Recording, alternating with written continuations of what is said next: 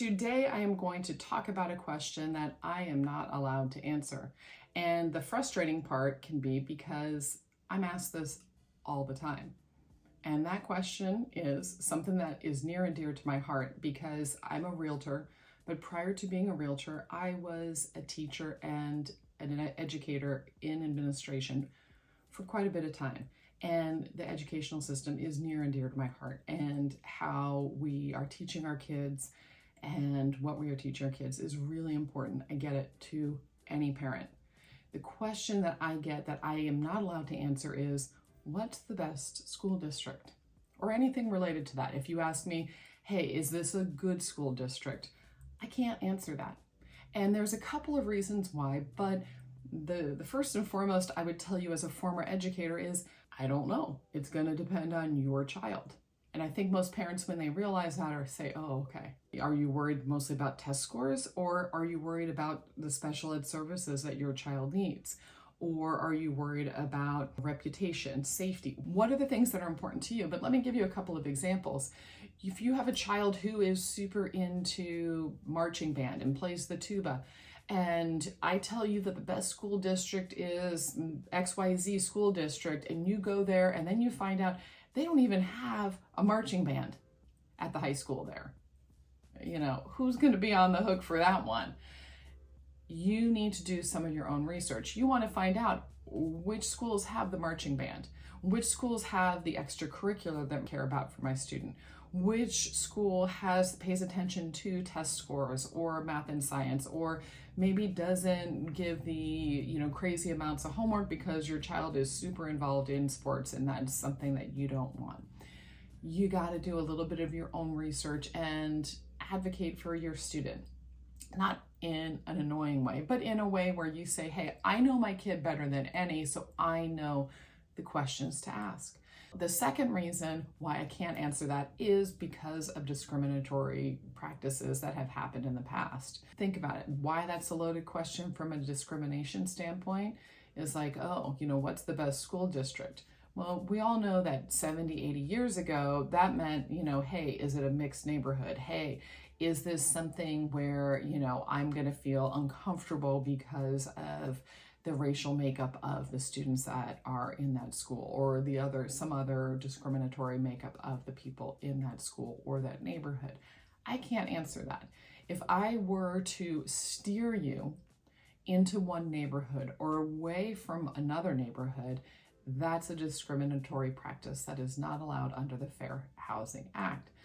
I can't say, oh yeah, that's a bad neighborhood, you don't want to be there, because some people are going to take that as a loaded answer in the sense of, oh yeah, I know what she means, right? I don't want any part of that. I want people to figure out for themselves whether that neighborhood and that school meets their needs. And again, it's illegal. You have practices called steering and redlining. I don't want any part of it. And actually, a realtor who tells you, oh yeah, you don't want to be there, you might want to question whether you want that person as your realtor, because there can be biases that still exist. Those are the two reasons why I'm not going to answer that question for you. I can, however, sympathize with you as a parent, because you're going to be overwhelmed to say, well, how am I supposed to know? I need you, my realtor, to tell me. Think about that. Okay, I happen to be a former educator, so I can talk a lot about different schools, but you may not want me or your realtor to be the person who really is your source of education, because they might be running off of information from 15 years ago. Maybe they were in school 20 years ago and they're talking about their school. Most of that staff is not even going to be there anymore. So what do they know? You got to do your own research, but I get it. It's overwhelming. You say, I don't even know where to start. So that's where I'm going to open my computer and I am going to show you some places where you can start. And the place where I'm going to tell you, yes, we worry about education on a national level, but usually the best place to start is with your state Department of Education website. Here you can see we have this one tab which brings up the different programs. A lot of times this is a great place to start because there might be a question in your head about your specific student. Maybe it has to do with special ed and special needs. Special needs parents a lot of times are fantastic advocates for their students, and they know that they have to ask questions, go in and talk with people from the school prior to enrolling their student, because they got to make sure that they have the staffing that can take care of their student with the services that they need. These things can be also looked at a national level. You can start at the state. If you look at national level, the most impactful part about the national level is the educational statistics for the testing. So here you can come in if you care about the standards and what they say is supposed to be good for students of different ages. You have a lot of resources that are here, but it also houses the data here, which a lot of times when people ask me, what's the best school, is they're thinking about these scores on tests. So they want to know, is my child going to be ready to go to college? But they may come up and say, well, how did a certain school district do on the latest national tests? Or, what is offered by these different school districts? You can come in here and you can see that I typed in Tucson, Arizona, because that's where I am.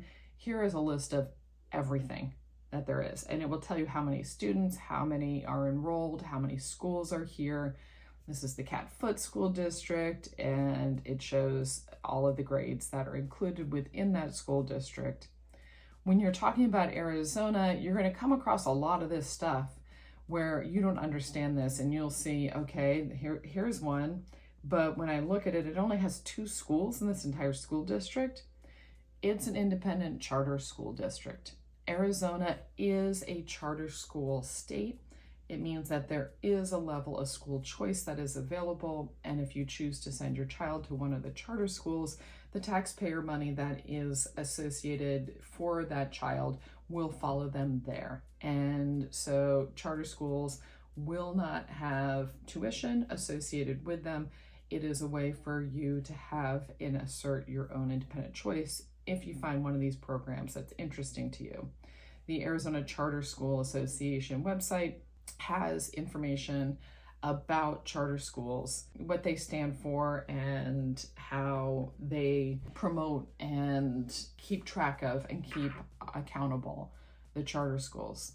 Now, if charter schools is not what you're looking for, once you have pinpointed some of the different school districts that are interesting to you, or maybe in the area that you're looking at, you go to the individual school district website, and you can go here and look, what are the options for schools within a school district. You might want to look and see what courses are offered and what kind of resources they have.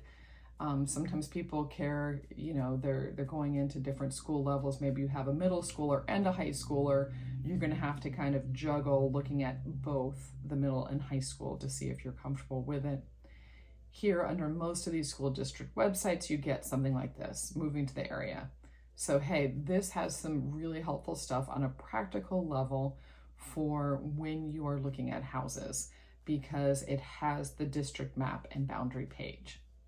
So take a look here and you will see that, pulling up the map, you will see, here's the map. And maybe you're looking at, or you have an offer in on a house, and now you're looking to see, okay, what is the school district that that house is in?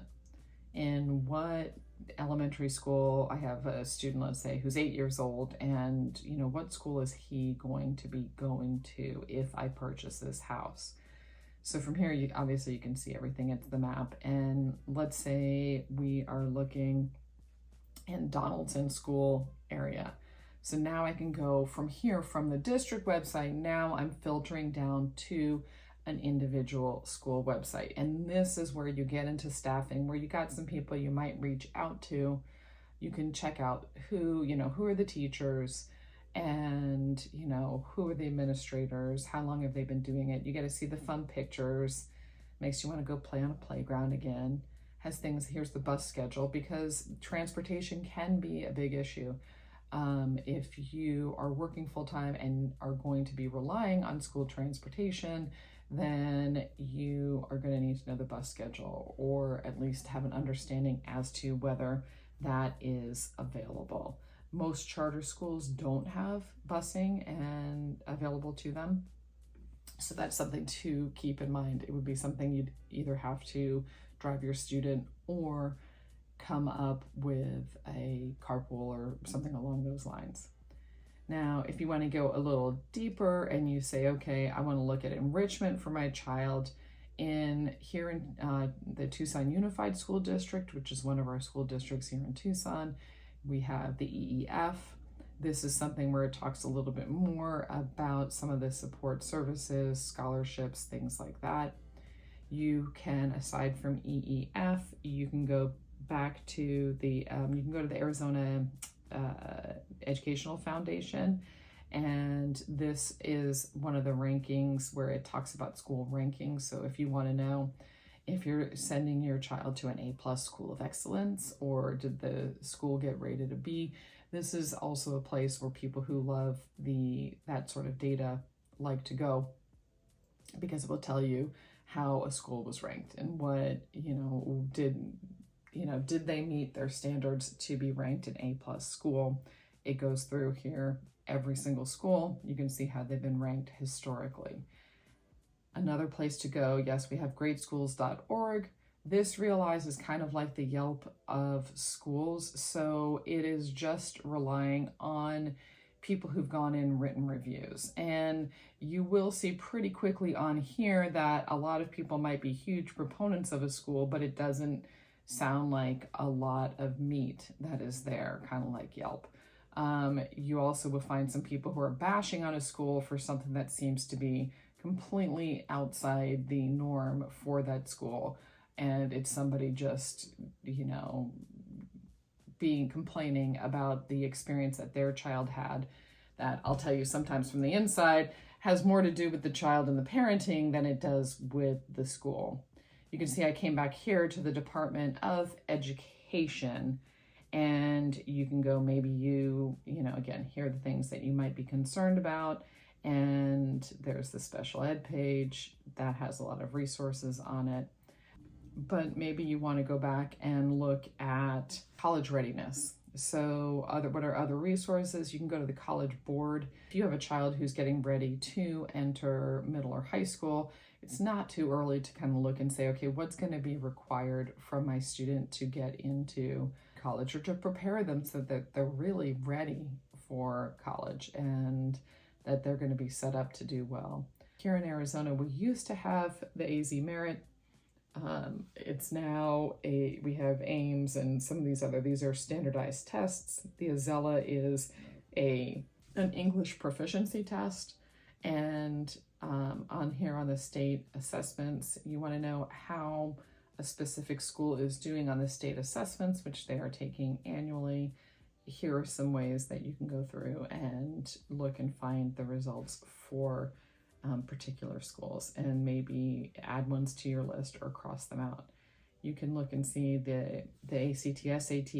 A lot of these, you have to know, are dependent upon the participation of students within it. So if a school has 500 students in a given class and only 15 take the ACT and they do really great on it, that's statistically a little bit of an outlier.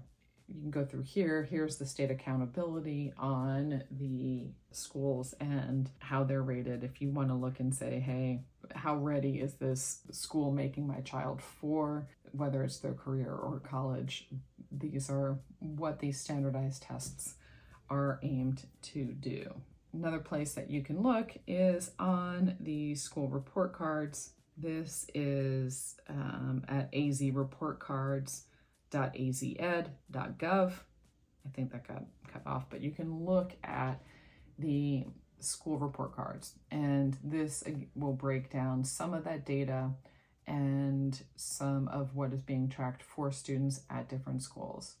This will show you some of the things, again, that I can't necessarily tell you, and it will fluctuate from year to year, but you can go back through different years and find out, okay, how many teachers are highly qualified? How many teachers are working on their certification? Which this is a big deal right now in education, trying to get teachers and keep them who are well qualified. And they may be coming out of education programs where they have their certification and know how to manage a classroom, or they might just be coming out with a degree in a specific subject, and they are working on their certification as they're learning to teach.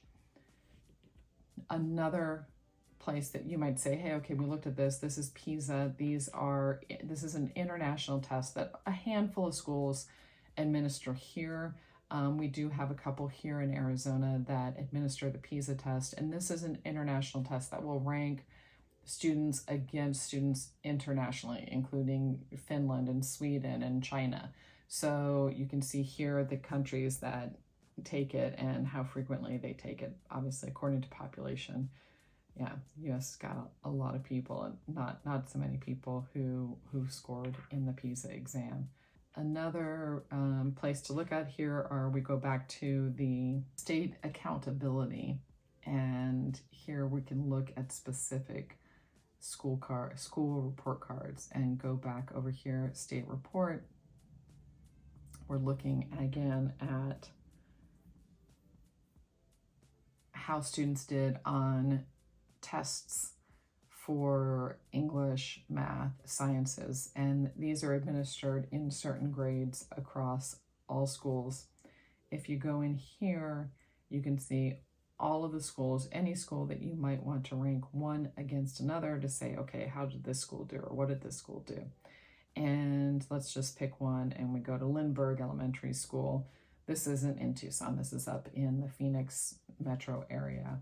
And you can go through and look at specifically, rather than statewide, look at specifically how that school ranks and what they've done. Here's some teachers' emergency credentials. And this is just, a matter of a fact for people in the US and in Arizona right now. We're just comparing schools, looking at the teachers. That may fluctuate year to year, and knowing the stability of the school and the teachers and whether they're facing any pressure or not to get scores up is important. But okay, what do you do from there? You have a lot of data. Maybe you've narrowed it down and you say, okay, in my price range, I can afford this sort of house for this school district. That's really important to me. I really want my kid in that marching band program. Before you enroll and assume anything, your next step should be going and making contact with that school. Are there tryouts? Is there placement? Can your child go in and immediately be a part of the marching band? Or can your child immediately go in and enroll? There are open enrollment areas here in Tucson, and that's something important to talk about. Obviously, if you move into a school district, you are guaranteed a spot for your child at the school. It doesn't mean you are guaranteed a spot in certain extracurriculars for your child. So that's something you need to call or make contact with the school to ask about. They will direct you accordingly. And the second thing is about if you are able to open enroll. What does that mean? That means that, okay, I'm in one school district, but I really want my child, I think it's best for my child to go to this other school. You basically can be put on a waiting list for your child to go to that other public or charter school. You want to find out, hey, how many people are on that waiting list? Are you accepting new students for that grade, or are we going to be waiting? What are the chances of my child actually getting in during this school year? Our school year runs from August usually through about the end of May, close to the end of May. And teachers are super busy, and school staff is super busy, particularly early in the morning as the kids are all coming in, and I forgot my lunch, and can I call home because I left my homework there? That's the daily routine of what's going on. So if you need to make contact with the school, I would say you want to give a call over first, maybe you show up later morning, sometime between after that morning rush and lunchtime. Show up and just find out when can you schedule an appointment. Do they do school tours? if you have some questions, who's the correct person to be directed to. And that might vary. It might be in, it has this, assistant principal in one case, but in your case, you might care more about talking to a college counselor or talking to someone in the theater department. Those are things that you can get information from directly from the office staff. But remember, be kind. They are overwhelmed. Most people do not understand just how crazy it is and how much juggling those people do. So it never hurts to be kind and to be considerate of those people, because sometimes the people who hold the key for your child to go to a certain school may not be the person that you're hoping to go meet with. It might be somebody as simple as treating the person at the front desk with kindness to get the answers that you want. So I hope this has been helpful. I hope the resources that I gave you give you an idea of the type of research that you should be doing as a parent prior to moving, if you want to make sure that the school district aligns with what your students' needs are. I hope you understand why you shouldn't be asking your realtor for their advice as to best school district. It's a loaded question, and having a discussion, absolutely okay. Letting your realtor know about your child's background might help them to provide you with resources. And of course, I'm happy to help you if you are relocating to the Tucson, Arizona area and want me to help you through some of these resources and ways that you can research. I'm happy to point you in the right direction or to help you buy a home. Thanks again for watching. I am Jennie Ullman, and have a great day.